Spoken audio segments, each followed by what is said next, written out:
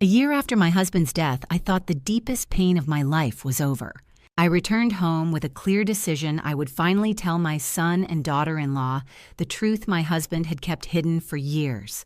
But before I entered the room, I heard their voices through the slightly ajar door. They didn't know I was there. And what I heard in that moment made one painful truth clear. Some people don't wait for you to speak before betraying you. They've been preparing for it for a long time. Thank you so much for being here with me. I truly appreciate you taking the time to listen to this story. Before we continue, let me know in the comments where are you watching or listening from today. I always love seeing how far these stories reach.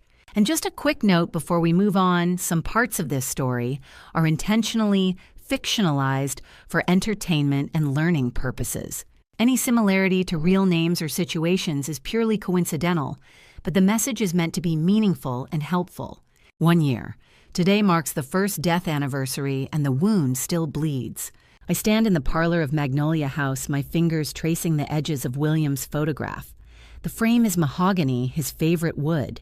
Behind me, the altar I've arranged holds white magnolia blossoms fresh from the garden and 3 sticks of incense burning low. The smoke curls upward like a prayer I can't quite articulate anymore. Eleanor Patricia calls from the hallway. The caterers are here. I nod without turning. Tonight, Derek and Jennifer arrive for dinner, our first family gathering since we buried William last spring.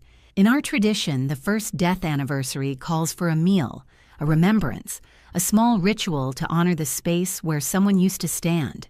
The magnolia petals scatter across the mahogany as I breathe. William loved this tree. He planted it the year we bought Magnolia House 52 years ago. The first spring, it bloomed so abundantly that neighbors stopped by just to photograph it. "It's a sign," William whispered, holding my hand under those white flowers. "A sign we made the right choice." Now the tree stands in the backyard, old or gnarled at the base, still faithful. This morning I cut the finest blossoms for his altar. The kitchen smells like rosemary and roasted lamb dishes William favored on his birthday. I've recreated them deliberately, not to torture myself, but to remember that he was real, that he ate and laughed and complained about my cooking being too fancy for a simple Tuesday night, that he existed, and his absence is the proof. A year ago, I wouldn't have believed I could survive this. The silence, the empty chair at the dinner table, the way the house groans differently now that only my footsteps echo through the halls. But grief, I've learned, is not a wave that drowns you once. It's a tide. It comes and goes. Some days I forget he's gone for whole minutes. Other days like today, the remembering hits me fresh as though the funeral was yesterday. My phone vibrates. A text from Derek. "Mom, we're running 20 minutes late, traffic from the city." I don't respond. Derek has been distant since William died, pulling away, working longer hours at his restaurant, avoiding the house. Jennifer tries harder, but even she seems uncomfortable in these rooms now, as if William's absence is somehow contagious. I light 2 more incense sticks and whisper a silent prayer. "Watch over them," I say to his photograph, even when they don't know they need watching. Through the parlor window, I see the magnolia tree swaying in the wind. Its branches are bare now. Late autumn has stripped most of the blossoms. But there's a tenderness to it anyway, a skeletal beauty that speaks of endurance. The tree will bloom again next spring. It always does. This is what I've learned in a year. Loss doesn't diminish love. It deepens it. William is more present in absence than he ever was in the constant dailiness of life. I see him in the garden he designed, in the house he protected, in the recipes he loved, in the way light falls through these windows at sunset. Tonight, when Derek and Jennifer arrive, I'll serve dinner. We'll speak carefully around the edges of his name. We'll avoid looking at his empty chair. But the room will hold him anyway, in the magnolia blossoms, in the incense smoke, in the weight of remembrance that binds us together. I'm not ready to let him go. I don't think I ever will be. But I'm learning to live with him differently now. And perhaps that's the real meaning of a first death anniversary, not an ending, but a transformation. Derek answered on the 3rd ring, his voice carrying that particular flatness that told me he'd been working. I could almost see him sitting at his desk downtown, probably staring at something his assistant had just handed him, annoyed at the interruption.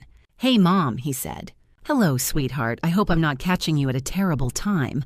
There was a pause, a beat too long. I'd learned to recognize those pauses over the years. They meant Derek was calculating something, deciding which version of himself to deploy. No, it's fine. Everything okay?"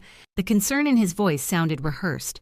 That should have bothered me more than it did, but I was still wrapped up in the warmth of my own decision, still flush with the hope that this dinner would change something between us. "Everything is perfectly fine, actually. Better than fine. I wanted to invite you and Jennifer to dinner, here at the house, this Friday evening, perhaps." Another pause, shorter this time. "Friday. Yeah, I think we can make that work. What's the occasion?" I hesitated, but only for a moment. There was no reason to spoil the surprise. "Let's just say I have something important I'd like to discuss with you both. Something that concerns the future." "The future," he repeated. I heard something shift in his tone, a quickening of interest that made my chest tighten with something between hope and dread. But I pushed the dread away. Derek was my son. Whatever his flaws, whatever distance had grown between us, he loved me. Didn't he? "Yes, shall we say 7 o'clock? I'll prepare something special." "Sure, Mom, 7 on Friday. We'll be there." He said it firmly, as if he'd already made some internal decision about how the evening would go, as if he was committing to a performance rather than a dinner. After we hung up, I stood in the kitchen for a moment listening to the Charleston afternoon breathe around me. The house seemed to settle into a new kind of waiting. I could feel it, that shift in atmosphere that happens when you know something significant is about to unfold. I moved through the preparation with more care than I usually employed. The good china came out the Limoges that had belonged to William's mother, the crystal glasses that we only used for occasions that felt consequential. I selected a menu that would take time to prepare: a standing rib roast, roasted root vegetables from the farmer's market, a proper salad with fresh herbs from the kitchen garden. Dessert would be a chocolate torte, something decadent enough to signal that this wasn't just any dinner. As I worked my hands moving through the familiar rhythms of cooking, something unexpected happened. The hope that had crystallized during my Magnolia vigil began to deepen and expand. I found myself imagining how the evening might unfold. Derek and Jennifer would arrive. We'd have cocktails on the veranda, perhaps admiring the last light of the day. Then we'd sit at the dining table, the long mahogany one that William had inherited from his grandfather, and I would explain my vision. How I wanted Derek to take on more responsibility. How I believed in his capability. How this gift wasn't just about property or profit, but about legacy. Derek would be moved. He would understand what I was offering, not just an inheritance, but faith. And Jennifer practical. Jennifer, who always seemed slightly skeptical of my warmth, might finally see why I'd been such an important part of Derek's life. We could be a family again, I told myself as I slid the roast into the oven. Not the family we had been, but something new, something built on mutual respect rather than obligation. The smell of beef and rosemary began to fill the kitchen, rich and promising. I felt it settle over me like a blessing, that particular satisfaction that comes from preparing something beautiful for people you love. The oven timer glowed softly in the dimming light. Friday couldn't come soon enough. What I didn't know, what I couldn't have known, was that Derek was spending that same afternoon with his wife in their downtown condo, not discussing how grateful he felt, but how desperate he'd become. The dinner I'd planned for this evening: roasted lamb with herb butter, fresh magnolia blossoms on the table. William's favorite Bordeaux was no longer about a new chapter. It was about survival. Derek arrived earlier than expected, just after 4:30. His Lexus pulled into the drive, and I watched from the parlor window as he emerged, already scrolling through his phone, his jaw tight. He didn't notice the magnolia petals scattered across the front step. "Derek," I called as he entered, "you're early." "Mom," his voice was clipped. "Jennifer's running late, traffic." He wandered into the living room, and I returned to the kitchen, checking the lamb. Through the archway, I could see him pacing near the window, his phone pressed to his ear before it even rang. Whatever he was waiting for, he was braced for it. At 4:47 p.m., the call came through. The ringtone, sharp, insistent, unfamiliar, made him flinch. I paused, knife suspended over rosemary sprigs. "Hello." His voice dropped to a whisper. Yes, this is Derek Hartwell. I set down the knife and moved to the edge of the archway, close enough to hear, but hidden by the wall's shadow. I know what I owe you, Derek was saying. His voice shook. 30 days. Yes, I understand the terms. 30 days. The words hung in the air like smoke. 450,000. The voice on the other end confirmed. Deep measured, devoid of emotion. 30 days, Mr. Hartwell, or we move to collection. I can get it, Derek said. Give me time. I have assets. My mother's... A pause. The other man had said something. I couldn't make out the words, but Derek's face went white. No, I'm not calling back. I understand. 30 days starts now. The line went dead. Derek stood motionless for a long moment. Phone still pressed to his ear, then slowly lowered it. His hands were shaking. Lucas Sterling. I didn't know the name, not yet, but I would learn it. The way Derek's entire body had responded to that voice told me everything. This wasn't a business dispute or a casual debt. This was fear, the kind that rewires your nervous system, that makes you capable of anything. I retreated into the kitchen, my own hands now unsteady. 30 days, $450,000. Derek slumped into a chair in the living room, his head in his hands. I heard him exhale long and shaky like a man surfacing from underwater. That's when I realized he would do something desperate. Not because he wanted to, but because that voice on the phone had left him no choice. I thought of the magnolia tree in the backyard planted by William 52 years ago. It survived storms by bending, not breaking. It survived winters by going dormant, conserving its strength until spring. But Derek wasn't the magnolia. Derek was the storm. At 5:00 p.m., while he was still sitting in that chair staring at nothing, I heard him move toward the foyer. He'd decided something. His phone was in his hand again. He was calling someone. A woman. Jennifer, he said, his voice low and urgent. We need to talk, not on the phone. Can you come early? I didn't wait to hear her response. I moved quietly to the foyer where Derek had passed through moments before, and that's when I saw it, a manila folder partially obscured beneath the mahogany sideboard, as if it had slipped from his briefcase when he'd rushed to answer that first call. My heart stopped. I glanced back toward the living room. Derek had moved outside to the veranda, his voice barely audible through the glass doors. I reached down and pulled the folder free. Inside, a deed to Magnolia House with my signature, except it wasn't my signature. Below that, bank transfers, legal documents, all forged, all bearing my name. My hands went cold. This was what Lucas Sterling's call had precipitated. This was the plan already in motion. I closed the folder and held it against my chest, my mind racing. Derek would discover it missing within the hour. Jennifer would arrive soon. The evening would unfold, and I would have to sit at that table, serve that lamb, and pretend I knew nothing. But I knew everything now, and everything had changed. If you're still here, comment 11, so I know you're still with me. And if you were in my place at that moment, would you keep listening to uncover the truth or walk away to protect yourself? Tell me what you would do in the comments. And just a quick note. The next part of this story includes some dramatized elements created for storytelling and educational purposes. If you'd rather not continue, you're free to stop the video here.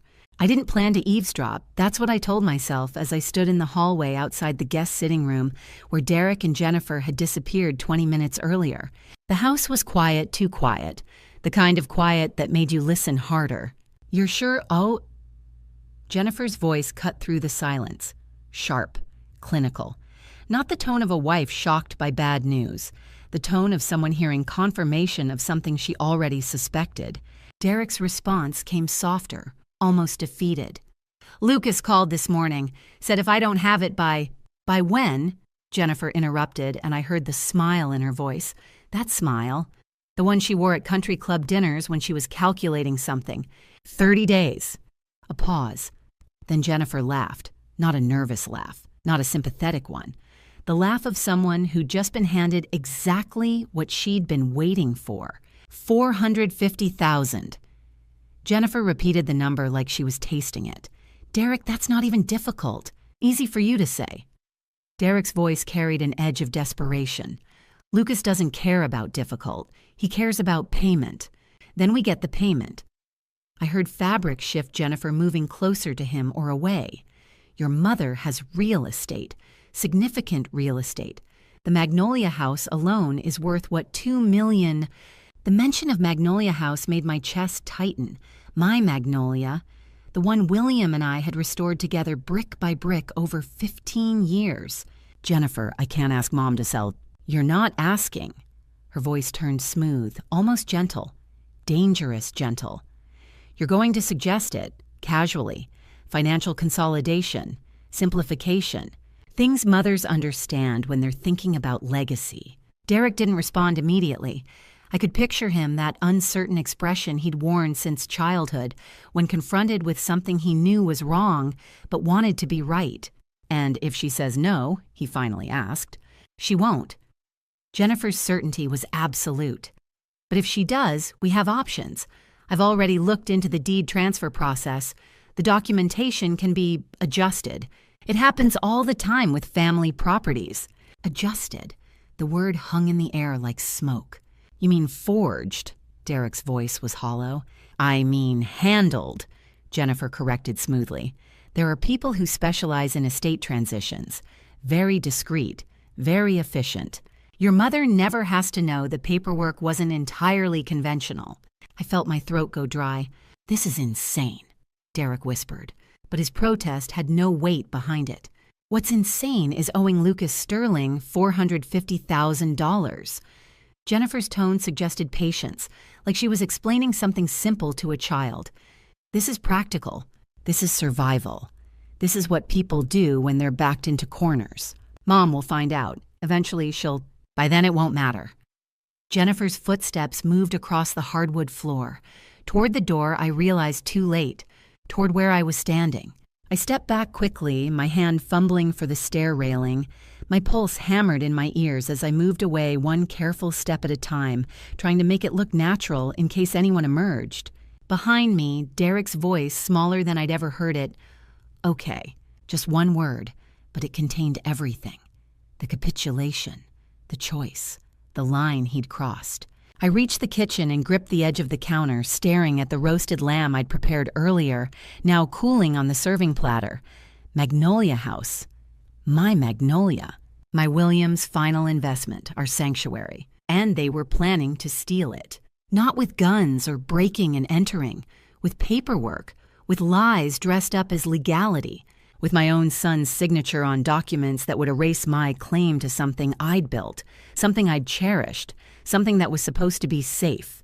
I looked at my reflection in the darkened window, a woman I barely recognized.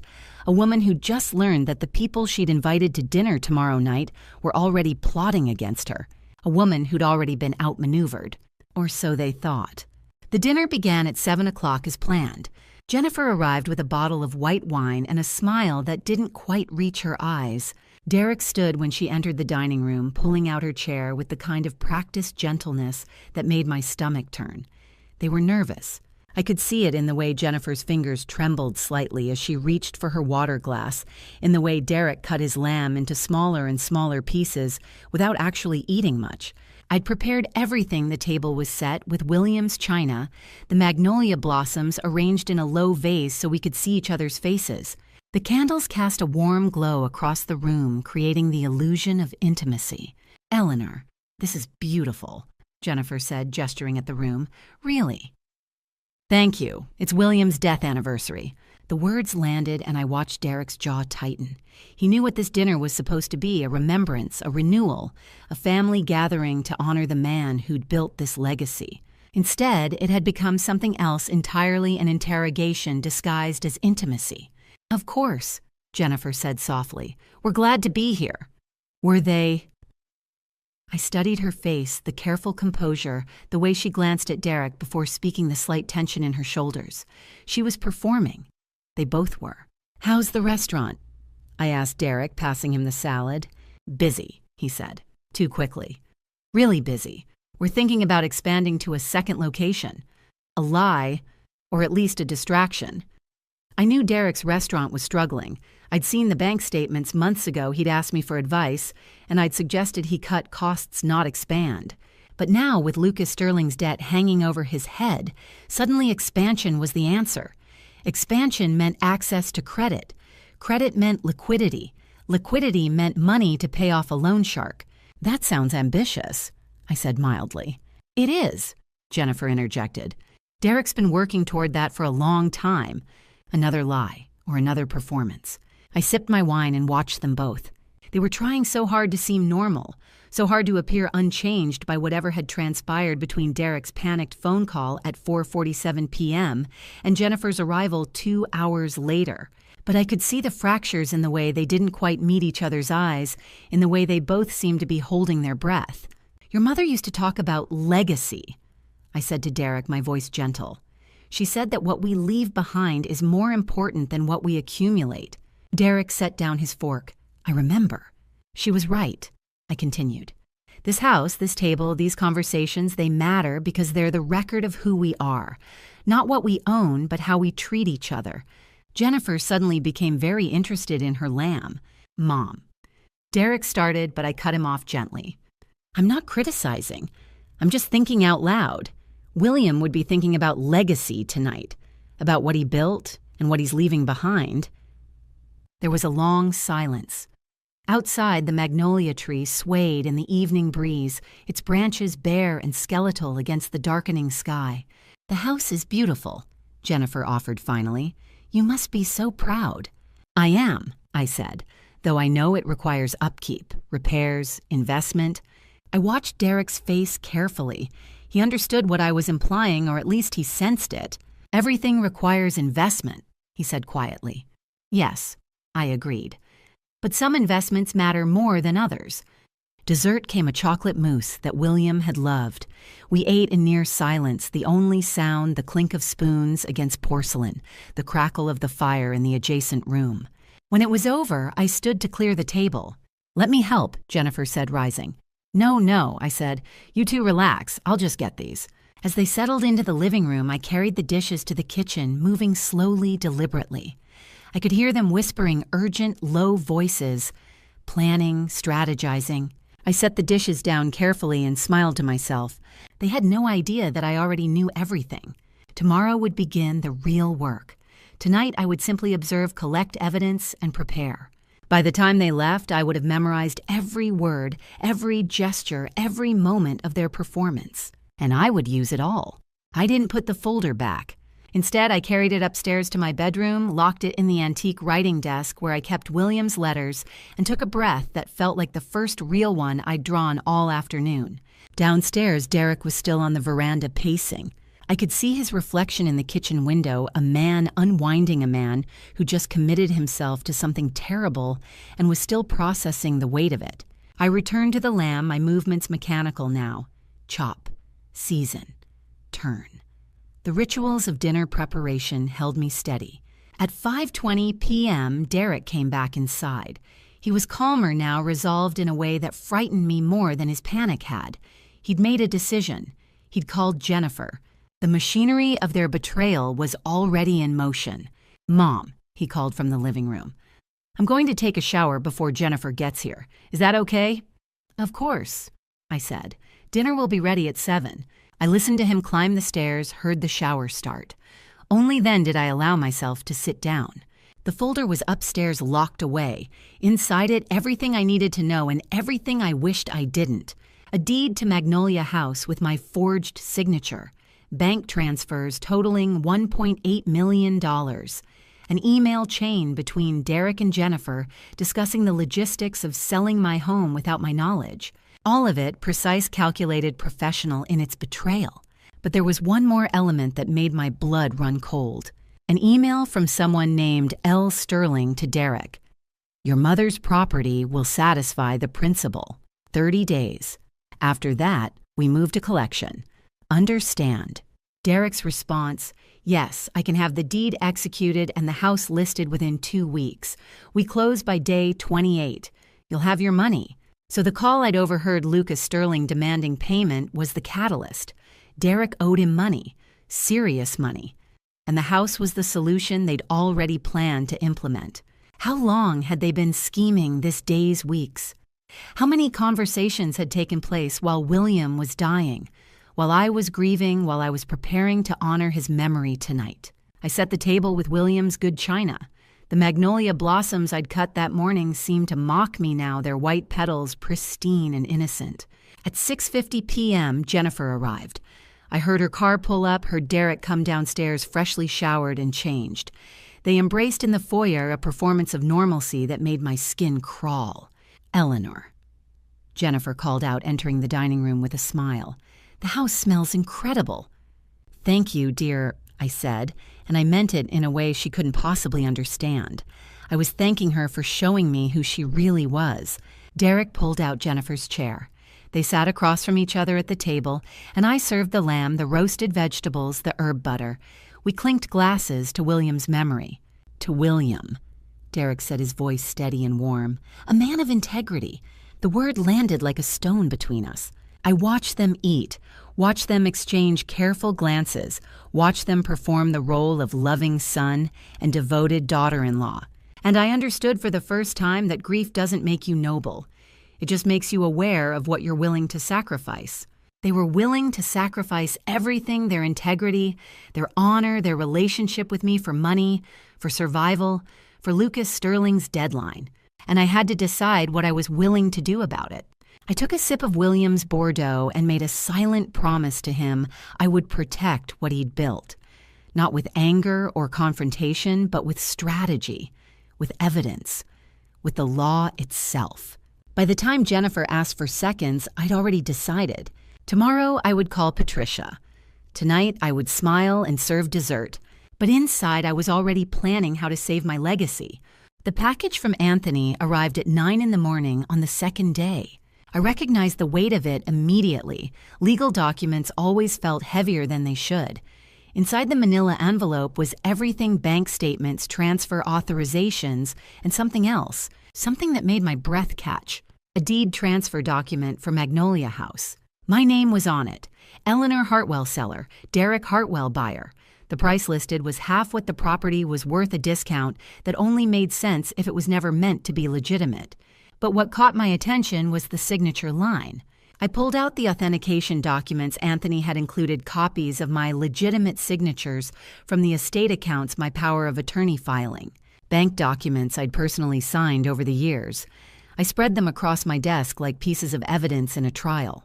Then I looked at the signature on the deed transfer. My E at the end of Eleanor should have a slight upturn, a habit from decades of signing documents. The forged signature had a downward curve. My authorized documents showed a consistent pressure, a confident stroke. This one was hesitant, uncertain, the signature of someone imitating rather than embodying. But there was more. The deed also bore William's signature. William, who had been dead for 1 year. The handwriting was even more obviously false, too controlled, like someone had studied a sample and tried to replicate it mechanically. I sat back in my chair, holding the documents with trembling hands. They hadn't just forged my signature, they'd forged William's.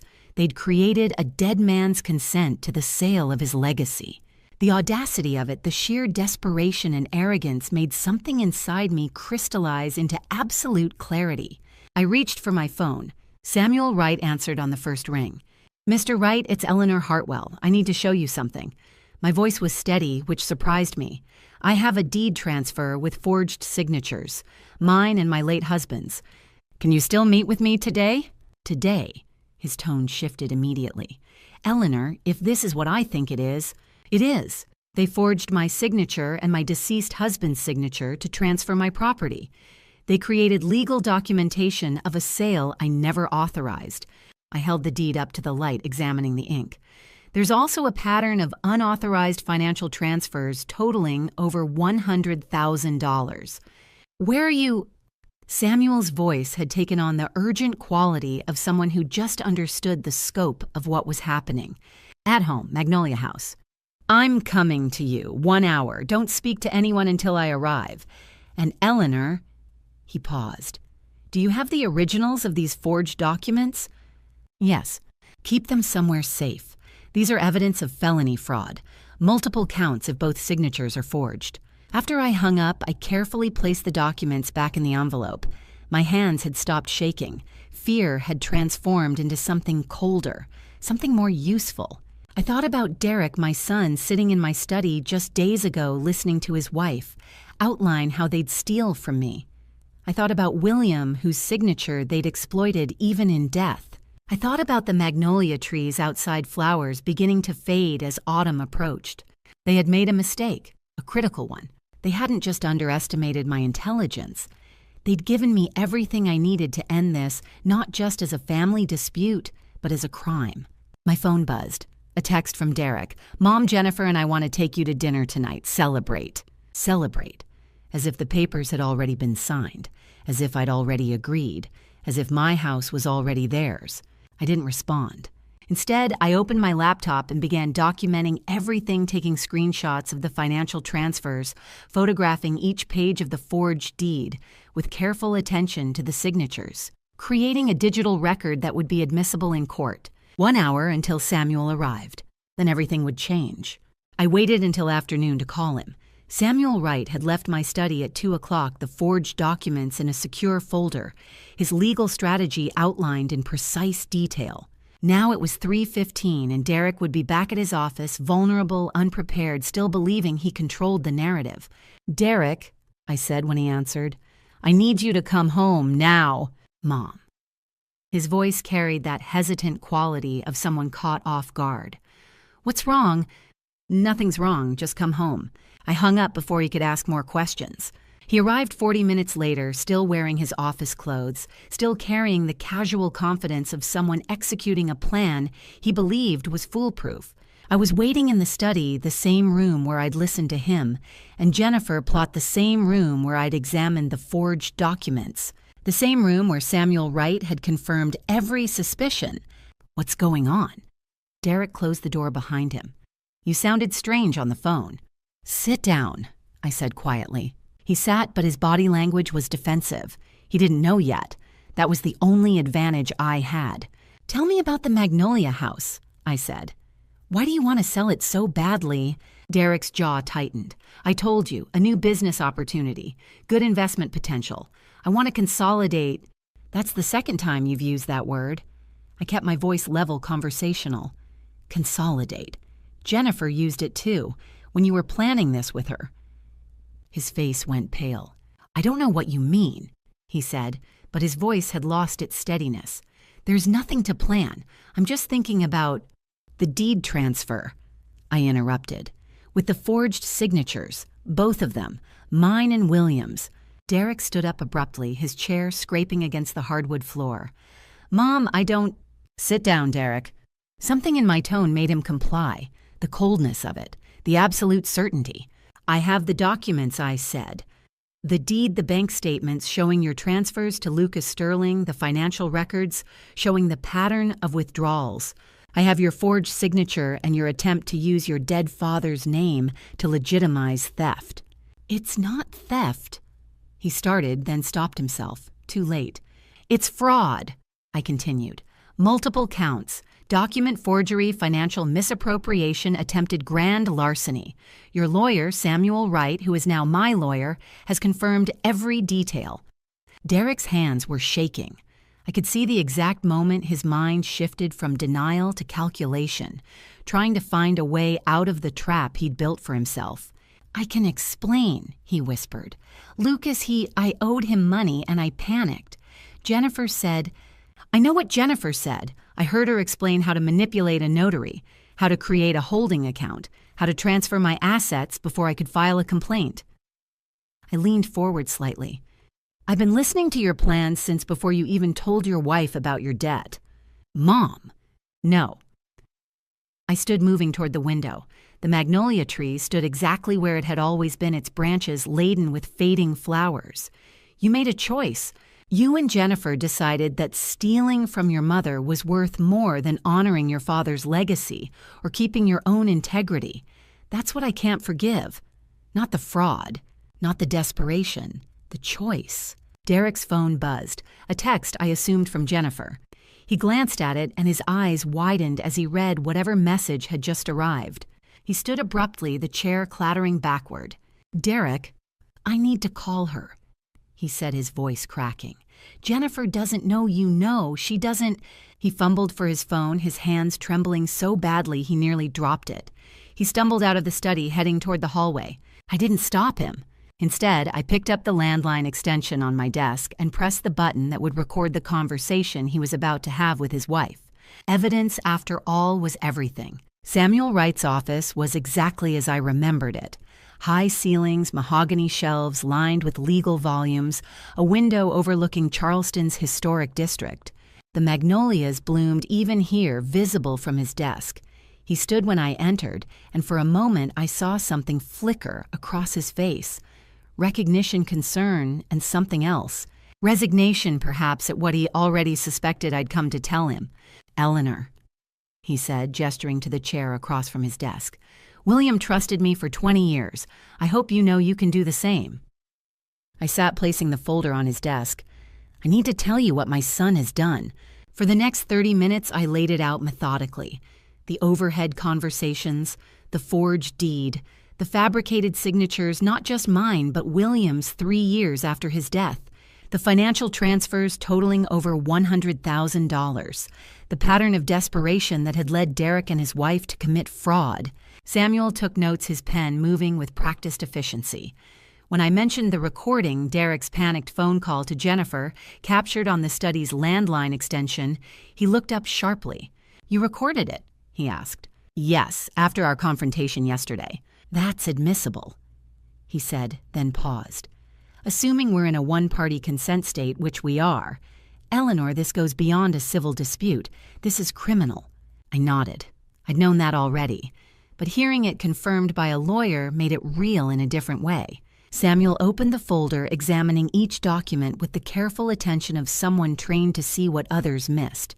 He studied the forged signatures, comparing them to the authenticated documents Anthony had provided. His expression didn't change, but I could see the moment he understood the scope of what Derek had attempted. "They knew what they were doing," Samuel said quietly. "This wasn't amateur hour. Someone coached them on how to forge documents convincingly." "Jennifer," I said. She was the architect. Derek was desperate and scared, but she was calculating. Samuel looked at me across the desk. "What about the loan shark, Lucas Sterling? How much does Derek actually owe him?" $450,000. 30 days to pay or Derek faces consequences. That's why they targeted the Magnolia House. It was the most valuable, most liquid asset. Samuel set down his pen. "Eleanor, I need to be direct with you. What you're describing involves multiple felonies. Document forgery, wire fraud through the financial transfers, attempted grand larceny. This isn't something we can resolve quietly or privately." "I understand." "I'm going to need to contact the Charleston Police Department. We'll file a formal complaint with documentation. They'll investigate, likely bring in the district attorney's office. This could result in criminal charges." I felt something settle inside me, a kind of relief mixed with sadness. Justice and loss were rarely separate things. "There's more," Samuel continued. "Lucas Sterling. If he's been making threats, if he's operating as a loan shark with criminal intent, he becomes part of this investigation. Derek's debt might actually work in your favor legally. It establishes motive and duress." Derek said Lucas gave him 30 days. I confirmed. The transfers correspond with that timeline. Samuel stood and walked to his window, looking out at the magnolia trees below. "Your son made a choice to commit crimes rather than face consequences for his own poor decisions. That's not on you, Eleanor. But I want you to understand what comes next. There will be police involvement, possible arrest. The family will be devastated. The media may become involved." "I know," I said. He turned back to me. "Are you certain this is what you want?" I thought of William, of the signature they'd forged in his name, of Derek choosing betrayal over honesty, theft over accountability. "Yes," I said, "I'm certain." Samuel nodded. "Then let me do what I do best. I'll file the complaint today. The police will contact Derek and Jennifer within 24 hours. What about me? You cooperate fully. You provide all evidence. You tell the truth and let the law handle the rest." I left his office an hour later. The folder returned to my possession, but lighter somehow, as if I'd transferred the weight to someone trained to carry it.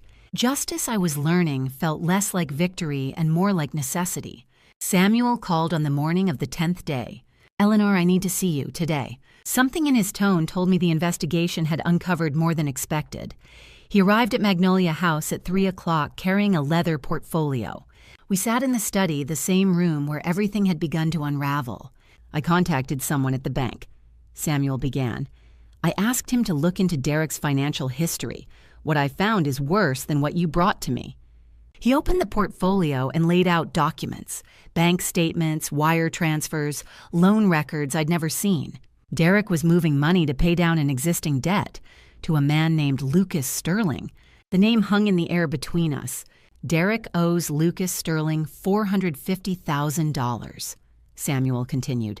2 years ago, Derek invested in a restaurant startup that failed. He lost $90,000. Then he began losing money on online gambling, cryptocurrency betting, sports betting. That's where the additional $360,000 went. I felt something crystallize inside me, terrible clarity. How long has he known Lucas Sterling? I asked. 2 years. When the restaurant failed, Derek needed capital. He found Lucas through someone in the investment community. Samuel pulled out another document. Lucas Sterling operates a shadow lending operation. He provides capital to people desperate enough to take the risk. In exchange, he expects repayment with substantial interest. How substantial? The original $40,000 became $450,000 in less than 2 years, 90% annually, and he enforces collection. Samuel showed me police reports, property damage, intimidation, one case involving a fractured arm. Nothing directly attributed to Lucas, but the pattern was unmistakable. Derek was trapped, Samuel said quietly. Every gambling loss led to new borrowing. Every new loan increased the debt faster than Derek could repay it. Is that why he forged the documents? Yes. Before Lucas enforced collection methods that don't appear in official records, Derek was thinking about survival, not your legacy. I looked out at the magnolia tree. Desperation had turned my son into a criminal. There's more, Samuel said. Lucas Sterling is under federal investigation. Money laundering, extortion, organized crime. Your son's case might help their investigation. What do you mean? Derek could cooperate. Provide information about Lucas's methods, the loan structure, the threats. Help the police build their case. It might reduce his charges. Or he could get hurt, I said. Yes, that's the risk. But Eleanor Derek's debt comes due in approximately 20 days. If Lucas doesn't receive payment, he will collect. He might target Derek. He might target his family. He might come here. The words struck like a physical blow. What do? I asked. First, we freeze Derek's accounts immediately. Anything remaining can't be touched by Lucas. Second, we coordinate with police. They need to know the threat level. Third, we prepare for the possibility that Lucas Sterling might target your assets as collateral. Samuel leaned forward, his voice grave. Eleanor, your son's desperation brought a predator into our town. We need to move quickly. I nodded, understanding that the story had shifted. This was no longer about family betrayal or stolen property. This was about survival against forces far more dangerous than Derek's greed. What's the first step? I asked. I'm calling the police today. Patricia Donovan arrived at my house on the 11th day carrying a bottle of wine and the kind of determination I hadn't seen in her since we were young. I'd called her that morning with a simple request. I need to talk to you about something serious. Now sitting in my study with the door closed, I laid out everything. The forged documents, the financial transfers, the recording of Derek's conversation with Jennifer, the loan shark, the federal investigation, all of it. Patricia didn't interrupt. She listened with the attention of someone who understood that some stories couldn't be rushed. When I finished, she set down her wine glass. Eleanor, I will help you however I can. It wasn't a question. It was a statement of fact delivered with the kind of loyalty that transcends decades. I need discretion, I said. Samuel is preparing the legal documents, but Derek and Jennifer can't know we're coordinating. If they realize how much evidence we have, they might destroy something. Or run. They won't know anything from me, Patricia said. That same afternoon, Samuel arrived with file folders containing bank statements, transaction records, and copies of the forged signatures. Patricia and I reviewed them together, her business background making her invaluable. She understood financial patterns in a way that revealed Derek's desperation more clearly than words ever could. "Look at this timeline," Patricia said, pointing to the transfer records. "The amounts increase as the deadline approaches. He was panicking, transferring money faster as he got closer to the deadline with Lucas. This isn't calculated theft. This is desperation." "That won't matter legally," Samuel said quietly. "But it establishes motive. It shows he was acting out of fear rather than greed." Over the next few days, we prepared everything. Samuel drafted criminal complaints and civil filings. Patricia gathered witness statements from Anthony Harrison, confirming the unusual account activity. We compiled the recording, the forged documents, the financial records into a comprehensive case file. Meanwhile, Derek called me 3 times. Each conversation was the same. "Mom, we should talk about the house sale. Jennifer thinks we should move forward soon." "Your mother needs more time to think," I said each time. Calm, patient, buying time. I could hear the anxiety in his voice, the awareness that something was wrong but not understanding what. Jennifer was probably coaching him, telling him to push harder to convince me. They had no idea that every moment they continued, they were cementing their legal liability. "Let them reveal themselves," I told Samuel on the 15th day as we finalized the evidence package. "Every call Derek makes becomes another piece of evidence. Every time Jennifer tries to convince me to sell becomes another data point showing motive and persistence. We don't need to confront them. We just need to let the system work." "The police are ready," Samuel confirmed. "They have enough to bring charges, but I wanted to confirm, are you sure about this?" I looked out the window at the magnolia tree, nearly bare now, its branches skeletal against the October sky. Derek was my son. That fact hadn't changed, even though everything else had. "I'm sure," I said. "Not because I want to punish him, because he chose a path that brought criminals into my home. He chose to betray his father's legacy. He chose to commit fraud rather than ask for help. Those choices matter, Samuel, and they have to have consequences." Patricia stood beside me at the window. "You're doing the right thing," she said softly. "Then why does it feel like I'm losing him all over again?" Patricia didn't answer. She just placed her hand on my shoulder, a gesture that said what words couldn't. That grief and justice could exist in the same moment. That protecting your legacy sometimes meant letting go of the people who threatened it. Tomorrow the police would move. Tomorrow Derek's carefully constructed lies would begin to unravel. But tonight I allowed myself to mourn who my son should have been. I wasn't supposed to hear this conversation. Derek thought I was upstairs asleep. But I'd been in William's study listening through the open door, my hand pressed against my chest as my heart tried to break through my ribs. He was on the phone. His voice was low, urgent, terrified. "I can't pay you yet, Lucas," Derek said. "But I'm looking at her accounts right now." "Her accounts? My accounts?" I moved closer to the doorway, barely breathing. "I'll give you the access codes to her secondary trust." Derek continued, his voice cracking. "Just stay away from me. I'll make sure she answers when you call to verify." The phone went silent. I could hear Derek breathing shallow, panicked breaths. "Yes," he said. "I'll send you the codes by tomorrow morning. But Lucas, if you threaten her, if you hurt her..." Another silence. Whatever Lucas said made Derek's voice go even smaller. "Okay," Derek whispered. "Okay, I understand." The line went dead. I pressed myself against the wall, my mind reeling. The secondary trust. William had set that up 15 years ago, a separate account, liquid assets, roughly $800,000 in bonds and cash reserves. He'd intended it as security, a buffer against life's uncertainties. He'd never imagined his own son would trade it away like currency. Derek didn't move for several minutes. I could hear him sitting in the living room, could practically feel his despair radiating through the house. Then slowly, I heard him climb the stairs. I waited until his bedroom door closed before I moved. My hands were shaking as I descended to the kitchen. I poured myself water, but I couldn't drink it. The glass felt heavy, impossible to lift. Instead, I set it down and gripped the edge of the counter, trying to ground myself granite cold beneath my palms, the ticking of the grandfather clock in the hallway, the magnolia tree visible through the kitchen window, still and silent in the darkness. Derek had given Lucas the access codes to my trust account. He'd promised that I would answer when Lucas called to verify.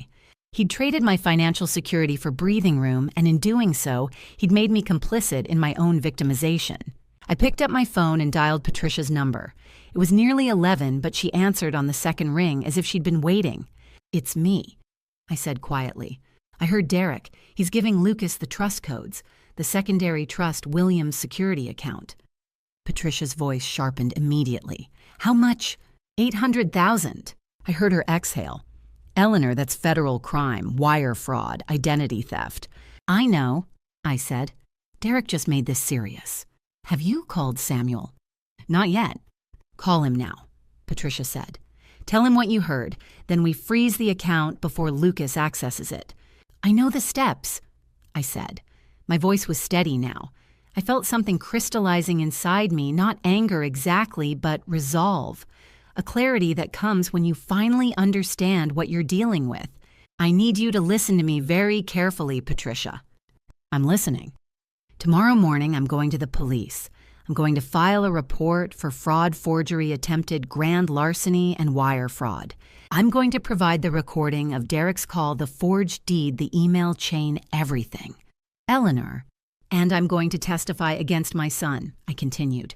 "I'm going to stand in a courtroom and tell a judge that Derek Hartwell knowingly and willfully attempted to steal my home and my financial legacy to pay off a criminal debt." The words hung in the air between us. I'd said them aloud now, which made them real, which made me real not as a victim, but as an agent of justice. "I know what I'm doing, Patricia," I said. "I know it means Derek goes to prison. I know it means Jennifer goes to prison. I know the family as I knew it is over. But if I don't stop this now, Lucas Sterling will own me. He'll own this house. He'll own my legacy. He'll own everything William built." Patricia was quiet for a long moment. "You're strong enough for this?" she asked finally. "No," I said honestly, "but I'm going to do it anyway." I hung up and dialed Samuel's number. He answered on the third ring, the voice of a man accustomed to midnight crisis calls. "Samuel, it's Eleanor Hartwell. Derek just gave Lucas Sterling the access codes to my secondary trust account. $800,000. We need to freeze it before Lucas can access it." "I'll call the bank's fraud department now," Samuel said. "When can you meet?" 7 in the morning, I said. "My office. Bring everything, the recording, the forged documents, the emails." I ended the call and stood in the kitchen of Magnolia House. William's house, my house. The physical manifestation of 52 years of marriage and legacy, and made a decision that would reshape all of our futures. I texted Patricia. "Call Detective Rebecca Murphy at Charleston PD. I have evidence of federal crime. File a report tomorrow morning at 8:30. Then I locked the kitchen door, climbed the stairs carefully so Derek wouldn't hear me, and went to bed. Tomorrow, everything would change. But tonight, I would sleep the sleep of someone who'd finally chosen herself. Samuel's office felt smaller than before. Or perhaps I'd grown larger. My fear, my resolve, my desperate need to understand what came next had expanded to fill every corner of the room. "Eleanor, sit," Samuel said, gesturing to the leather chair. "There's someone I want you to meet." The man beside him was mid-40s, sharp suit, quiet authority. He introduced himself as Special Agent James Crawford, FBI, Organized Crime Division. "Mrs. Hartwell," he began, "your son's situation is more complicated than simple fraud. We've been investigating Lucas Sterling for 1 year. He heads a sophisticated loan sharking operation across 3 states, wire fraud, extortion money, laundering the entire apparatus." Samuel leaned forward. "Eleanor, the local police could arrest Derek now for the forgery. That's straightforward. But the feds want Lucas. If we move too early, Lucas disappears and Derek will be in even more danger. We need that recorded call from Lucas to tie them all to an organized crime charge. RICO prosecution," Agent Crawford added, "requires federal coordination and recorded evidence." I felt something shift in my chest. "You're asking me to wait. We're asking you to help us," Agent Crawford said. "There's a difference." He placed a small device on Samuel's desk, a button, a tiny microphone. "This is a wire. If you cooperate with the federal government, you'll wear this. When Lucas calls, we'll be listening. Everything he says becomes evidence, recorded threat, extortion, criminal coercion. And if he becomes violent, my voice was smaller than I wanted. We'll be monitoring from a vehicle outside your home, Agent Crawford said. At the first sign of threat, we move in. You're never in danger, Mrs. Hartwell. You're never alone. Samuel placed his hand on the desk. Eleanor, this gives us everything. A federal wiretap would take weeks. But this, your voluntary cooperation. This is clean. Ironclad. How long? I asked. Days, maybe a week, Agent Crawford said. Long enough for Lucas to make contact. Once we have his recorded voice making threats, once we have him on tape demanding payment or threatening violence, we take everything to the grand jury. Indictment within 48 hours. Arrest within 72. What happens to Derek? Federal charges, Agent Crawford said. Wire fraud, conspiracy, identity theft. Minimum 5 to 10 years, but if he cooperates, testifies against Lucas, the prosecutor might recommend a reduction. He betrayed me, I said quietly. He gave Lucas the codes to my trust account. He did? Samuel agreed. That's a federal crime, but Derek is also a victim. Lucas owns him now. Derek is trapped between his mother and a criminal. That's not an excuse, but it's context. I picked up the pen and signed the cooperating witness agreement. 3 days later, Agent Crawford arrived at 4 o'clock. The wire is this button, he said, pinning it carefully to my cardigan just above my heart. It transmits to a receiver in our vehicle parked 3 houses down. If you feel unsafe, tap it twice. We'll know. That night, I sat in the parlor of Magnolia House, the wire pressed against my heart, and waited. At 9:47 p.m., my phone rang. Unknown number. Hello. My voice was steady. Mrs. Hartwell. Not a question, a statement. Lucas Sterling's voice was calm, measured, devoid of humanity. I believe your son may have mentioned me. He has, I said. Good. Then you understand the situation. Your son owes me $450,000. He's defaulted. Now I'm collecting from you. I closed my eyes. Outside, the magnolia tree swayed in darkness, its bare branches skeletal against the December sky. I don't know what you're talking about, I said. Your son gave me access codes to your trust account. $800,000. I can transfer it electronically today. Or he paused, and in that pause, I heard the edge of his voice sharpen. I can visit Magnolia House personally and convince you the old-fashioned way. Your choice, Mrs. Hartwell. Every muscle in my body wanted to scream, but I remained calm. That's extortion, Mr. Sterling. It's business, he replied. You have 24 hours. After that, we stop negotiating. The line went dead. I sat in the dark, my hand over the wire, and felt Agent Crawford's presence surrounding me like armor. Tomorrow, the grand jury would convene. By the end of the week, my son would be arrested. But tonight, I had given justice its voice.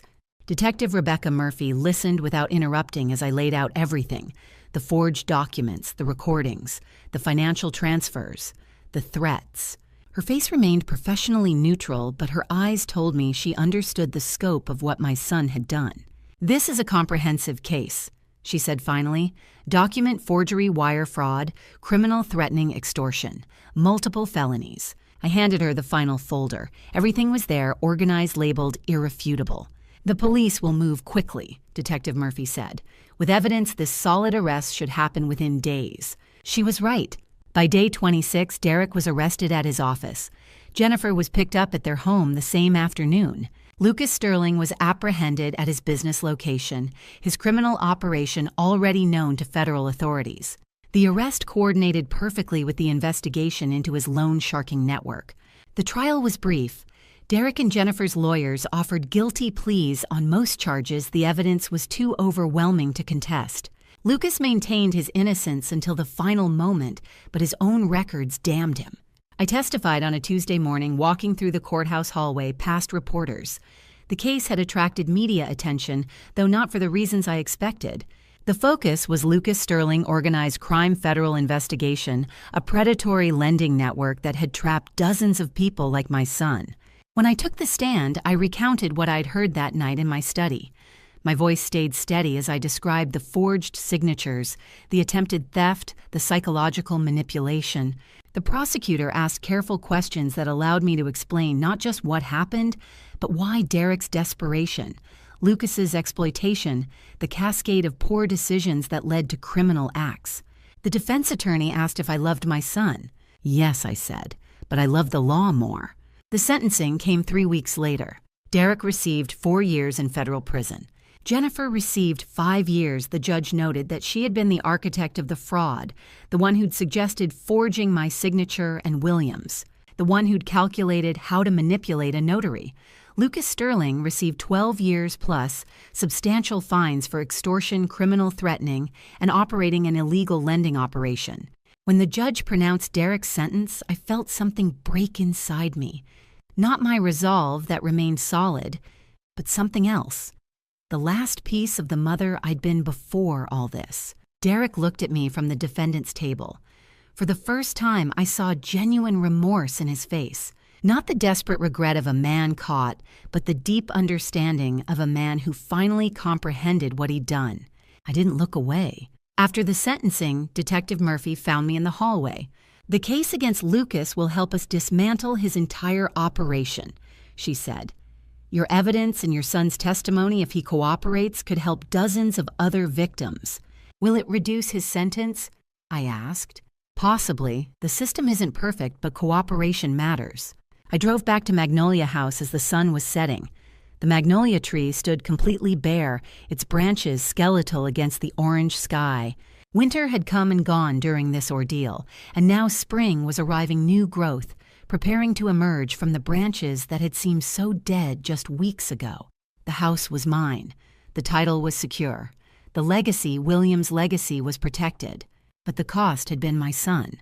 I sat in my study as darkness fell, and I allowed myself to grieve, not for the choices Derek made, not for the justice that had been served, but for what he could have been if he'd made different decisions, for the person he might have become if desperation hadn't driven him to Lucas Sterling's door. Justice had been served. The law had worked. The predator had been caught, the criminal had been convicted, and my family's legacy had been preserved. But sitting in the study of Magnolia House, surrounded by the accumulated weight of victory, I understood finally that some battles leave no real winners, only survivors. 6 months after the sentencing, I sat in the garden of Magnolia House and watched the magnolias bloom. They were glorious this year, fuller, more vibrant than I remembered. The blossoms opened in waves pink and white against the Carolina sky, and I allowed myself to believe in renewal. I had written a letter to Derek the night after his trial. I'd never sent it, but I'd needed to write it. My hands needed something to do while my heart processed the impossible reality of my son's conviction. "My dearest Derek, I love you. That will never change, but I cannot give my love to someone who betrayed me so completely. You had choices at every step when you borrowed from Lucas, when you gambled, when you forged my signature, when you gave my phone number to a predator. Each choice led you further from the person I raised you to be. The Magnolia House remains here. Your father's legacy waits, but you must become someone worthy of it. Prison will give you time to think about that. I will not abandon you, but I cannot protect you from consequences you chose. With love and heartbreak, Mom." I'd keep that letter in my desk drawer, a private conversation between a mother and the man her son could have been. Patricia found me in the garden that morning, carrying coffee and concern. "How are you really?" she asked, sitting beside me on the bench. I considered lying. I'd become good at composure these past months, but Patricia deserved honesty. "I'm surviving," I said. "Some days I wake up and I'm still angry. Some days I just miss who I thought he was. But mostly I'm starting to understand that grief and healing can exist at the same time." "That's wisdom," Patricia said. "That's just time," I corrected, "and deciding what comes next." What came next was the William Hartwell Foundation. I'd met with Samuel Wright and our financial advisors 3 weeks prior, finalizing the details. The foundation would use the proceeds from Magnolia House, not the house itself, which would remain my home, but a substantial endowment that would fund grief counseling, financial literacy programs. and support for families trapped by predatory lending. The kind of support Derek should have sought instead of running toward Lucas Sterling. My role would be hands-on. I would oversee the foundation's work, personally attend board meetings, meet with the people we served. I would transform my family's legacy into something that honored both William's memory and the lessons I'd learned through Derek's choices. The other properties, the investment portfolio, the commercial real estate I maintained with new purpose, not for accumulation, but for sustainability, not for power, but for security. I'd hired capable managers, delegated what I didn't need to control, and kept my focus on what mattered, creating something meaningful from the wreckage of betrayal. "Your father would be proud," Patricia said, as if reading my thoughts. "I hope so," I said. I think he'd understand why I had to do this. That evening, I sat in my study, the same room where I'd listened to Derek plot, where Samuel had explained the legal complexity, where I'd recorded Lucas's threats. I took out William's photograph, the one from our honeymoon in Charleston, before children and business and betrayal. "I kept the promise, William," I whispered.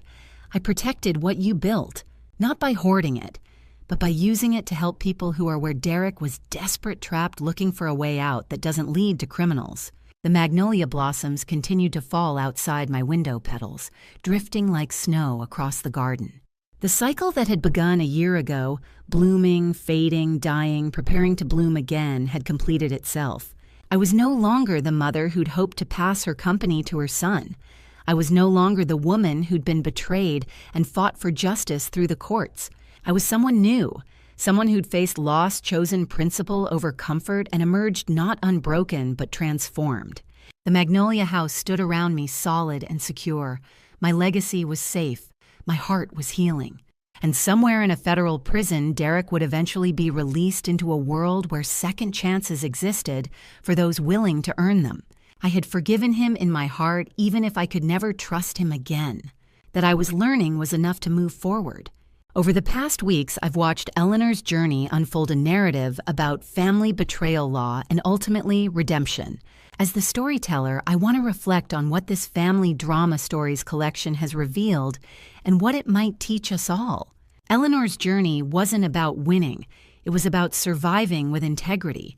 She discovered that loving someone doesn't mean enabling their destruction. In a moment of crisis, she chose truth over loyalty, a decision that cost her deeply, but saved her legacy. This is the core lesson embedded within these family drama stories. Love and justice aren't always in conflict.